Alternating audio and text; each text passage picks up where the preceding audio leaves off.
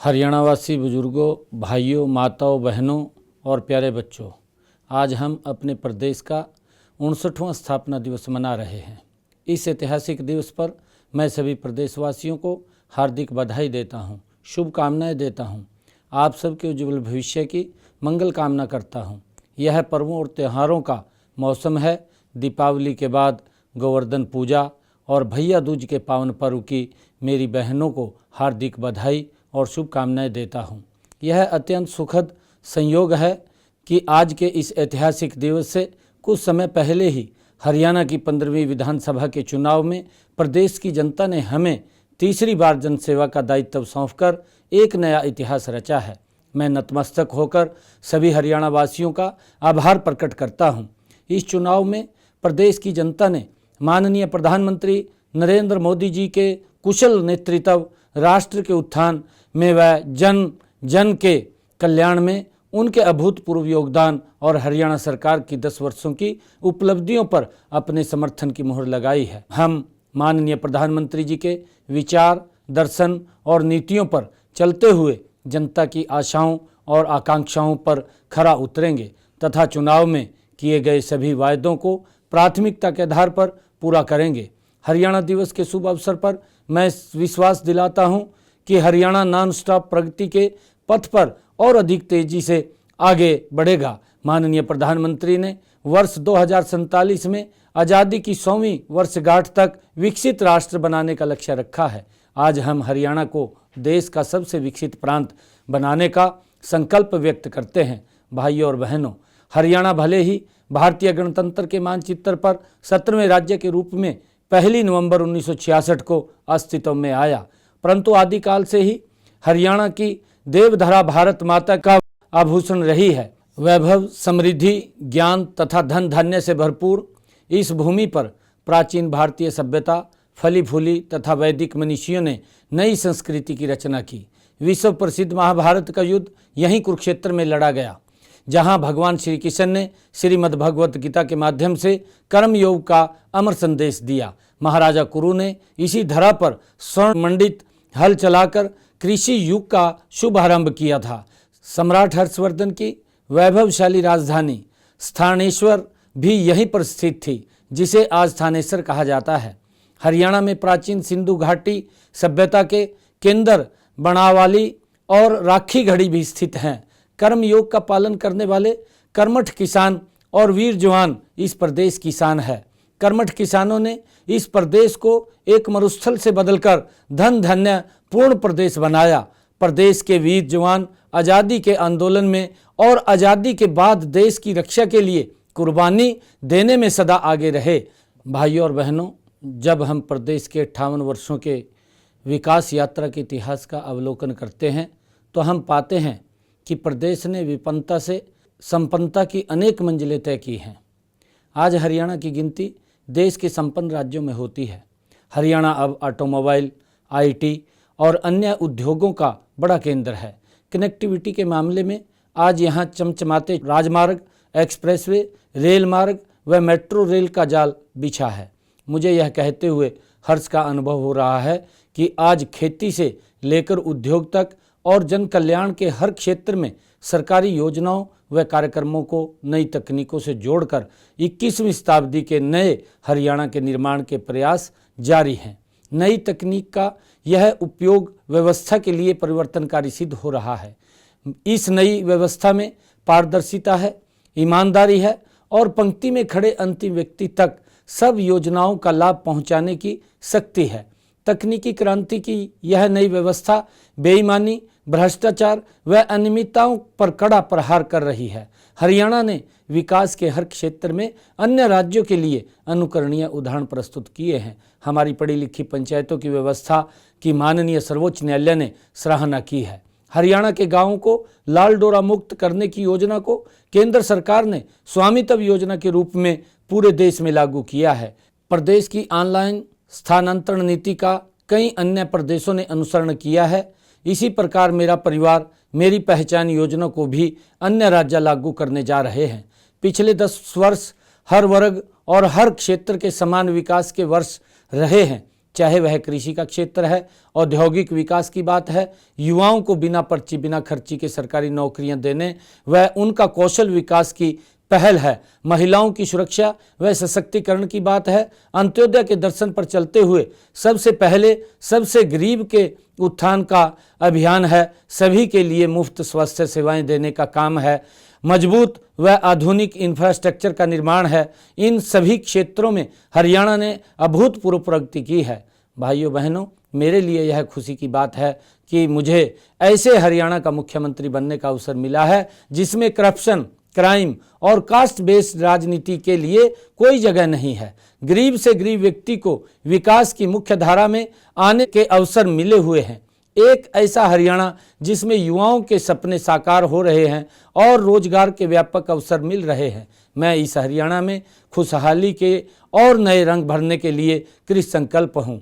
हम हरियाणा एक, हरियाणवी एक की नीति को आगे बढ़ाते हुए पूरे हरियाणा को अपना परिवार मानेंगे और सबका कल्याण तथा सब क्षेत्रों का समान विकास हमारी नीतियों के केंद्र में रहेंगे। प्रिय प्रदेशवासियों, पंडित दीनदयाल उपाध्याय जी का अंत्योदय का दर्शन व्यवस्था परिवर्तन और सुशासन के पथ पर एक प्रकाश स्तंभ के रूप में हमेशा हमारा मार्गदर्शन करता रहेगा। हमने अपने पिछले 2 कार्यकालों में इसी दर्शन को साकार करने के लिए समाज के हर वर्ग को आगे बढ़ने के समान अवसर प्रदान किए हैं। इस दिशा में कई अभूतपूर्व कार्य हुए हैं। हैप्पी योजना के तहत प्रदेश के 84 लाख लोगों को प्रति वर्ष 1000 किलोमीटर तक मुफ्त यात्रा सुविधा दी गई। प्रदेश के 46 लाख परिवारों को हर महीने केवल 500 रुपये में गैस सिलेंडर देने का काम किया। पिछड़े वर्ग की क्रीमी लेयर की वार्षिक आय सीमा 6 लाख रुपये से बढ़ाकर 8 लाख रुपये की गई। पंचायती राज संस्थाओं और नगर पालिकाओं में ओबीसी बी श्रेणी को 5% आरक्षण दिया।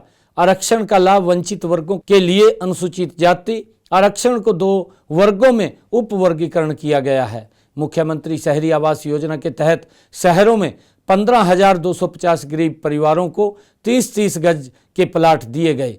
भाइयों बहनों, कृषि में हरियाणा की अपनी पहचान है। हरियाणा खाद्यान्न में न केवल आत्मनिर्भर बना बल्कि दूसरे प्रदेशों की जरूरत को भी पूरा कर रहा है। पशुपालन की बात करें तो हरियाणा अपनी मुर्रा भैंसों और साहिवाल गायों से दूध दही की नदियां बहने वाला प्रदेश है। मैं एक किसान का बेटा हूं, गांव की माटी में पला बड़ा हूं, खेती और किसानों की समस्याओं से पूरी तरह से परिचित हूं। हमारे किसान लगातार कठिन परिश्रम कर रहे हैं। सबका पेट भरने वाला किसान अगर खुशहाल नहीं होगा तो प्रदेश तरक्की नहीं कर पाएगा। हम किसानों की खुशहाली और कृषि पैदावार बढ़ाने के लिए ठोस कदम उठाएंगे। हमने अपने संकल्प पत्र में सभी 24 फसलों की एमएसपी पर खरीद सहित ऐसे कई कदमों का उल्लेख किया है जो किसानों की खुशहाली में मील के पत्थर साबित होंगे।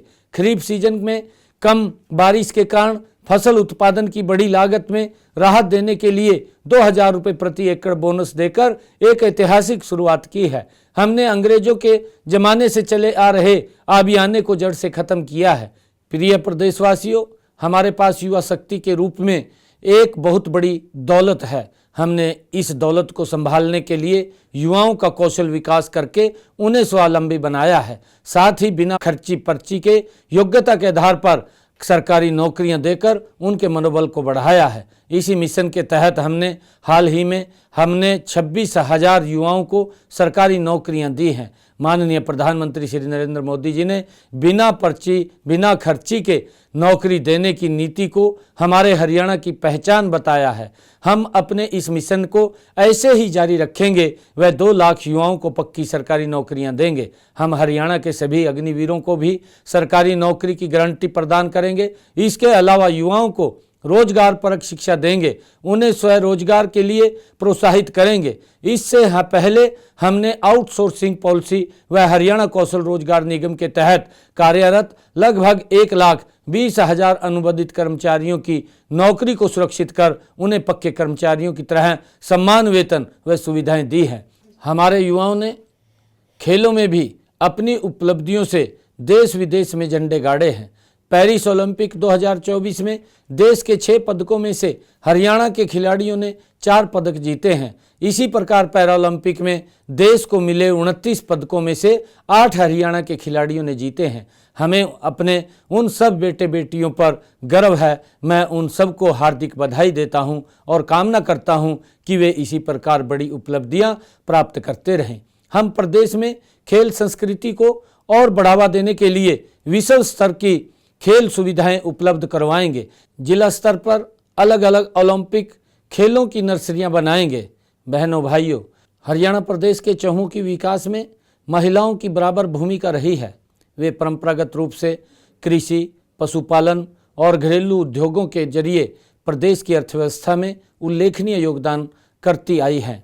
हम माननीय प्रधानमंत्री श्री नरेंद्र मोदी जी द्वारा शुरू की गई लखपति दीदी व ड्रोन दीदी योजनाओं को अमली जामा पहनाकर महिलाओं को सशक्त करेंगे। साथ ही उन्होंने 2100 रुपये मासिक देकर अपने संकल्प को पूरा करेंगे। हमने आंगनवाड़ी की बहनों के मानदेय में 750 रुपये मासिक तक की बढ़ोतरी की है। साथ ही उन्हें 2100 रुपये मासिक देकर अपने संकल्प को पूरा करेंगे। हमने आंगनवाड़ी की बहनों के मानदेय में 750 रुपये मासिक तक की वृद्धि की है। भाइयों और बहनों, हम उद्योग और व्यापार के फलने फूलने के अनुकूल माहौल पैदा करेंगे। हम प्रदेश के हर क्षेत्र में उद्योग लगाएंगे। राज्य में निवेश करने वाले उद्यमियों का पूर्ण रूप से स्वागत है ताकि हरियाणा की अर्थव्यवस्था मजबूत और राज्य के युवाओं के लिए रोजगार के भरपूर अवसर हों।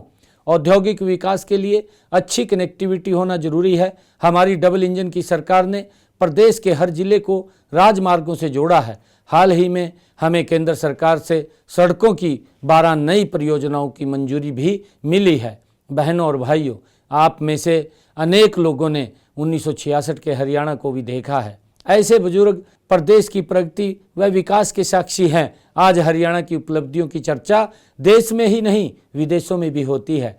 किसान, मजदूर, घर व खेत दोनों को संभालने वाली माताएं, उद्यमशील, उद्योगपति, कर्मठ व्यापारी, कर्मचारी, सभी के प्रयासों से हमारा आज का हरियाणा बना है।